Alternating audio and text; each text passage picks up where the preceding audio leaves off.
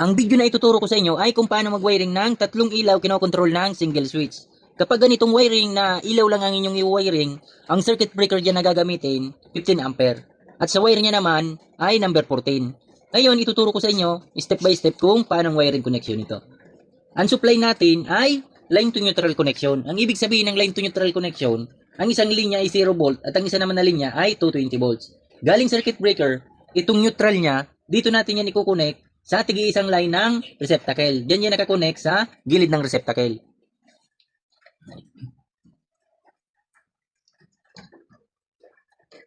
Galing circuit breaker, ang live wire niya naman, dito natin yan i-connect sa isang line papunta sa switch.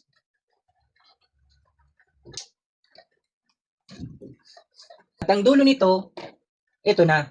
Ito, dito natin yan i-connect sa off position ng switch.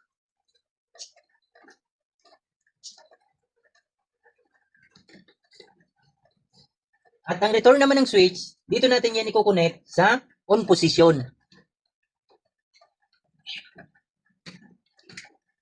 At ang dulo nito ay ito na. Ito, dito natin yan i-connect sa tigi-isa pang line ng receptacle. Diyan naman yan nakakonect sa inner part.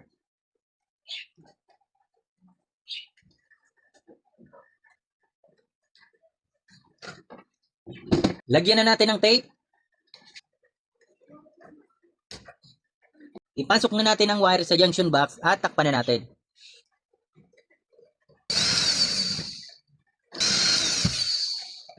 Ipasok na natin ang switch dito sa box.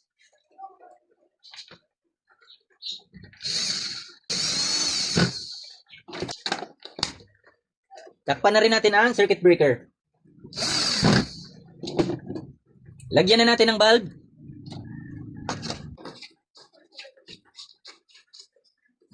I-on natin ang circuit breaker.